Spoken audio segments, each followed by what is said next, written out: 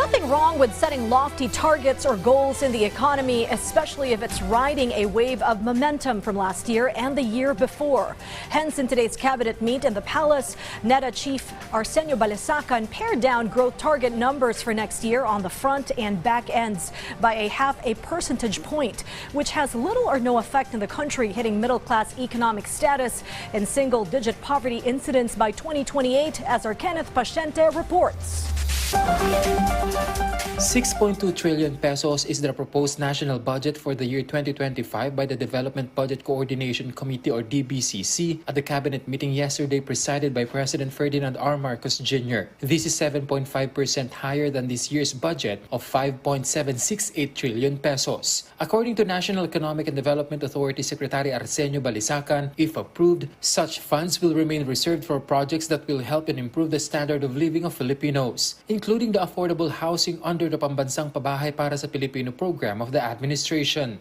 With spending to remain focused on delivering high-impact and transformative public infrastructure projects and essential social services, especially for the poor and vulnerable.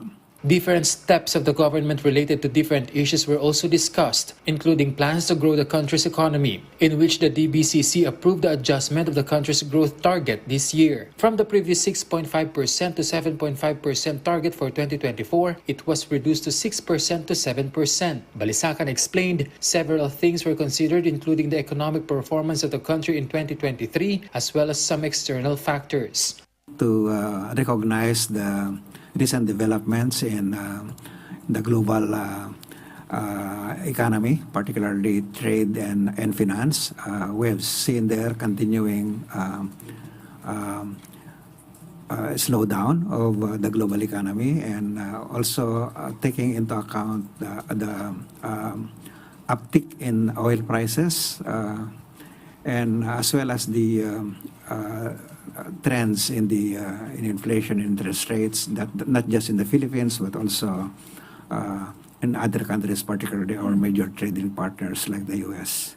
In the year 2025, the growth target was lowered to 6.5% to 7.5% from the previous 6.5% to 8% range, while the country's growth target for the years 2026 to 2028 is still fixed at 6.5% to 8%. Despite such adjustment, Balisacan insists the trajectory of the country's economy is still on track. In fact, the adjusted growth targets will maintain the Philippines' position as one of the fastest-growing economies in the Asia-Pacific region. At this pace of growth, we are still on track to achieving or to reducing poverty incidence from 18% in 2021 to single-digit level in 2028.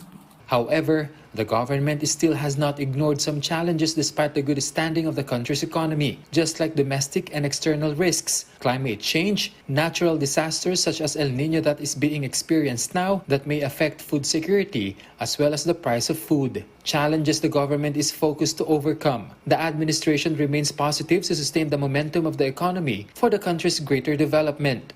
The Marcos administration remains steadfast in its commitment to sustaining the robust growth trajectory of the Philippine economy. The government's dedication transcends meeting statistical targets or numerical benchmarks.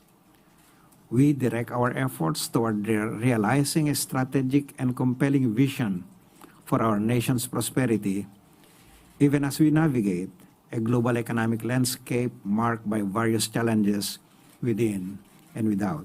Balisacan emphasized that adjusted growth rates will not affect the country's achievement of upper middle income status in the year 2025 and said the government is on track in achieving it. But is it still possible for the country to achieve its 8% GDP growth target at the end of the term of President Ferdinand R. Marcos Jr.? The 2028 is we are targeting 6.5 to 8. If we hit the 8, we will be so lucky, right?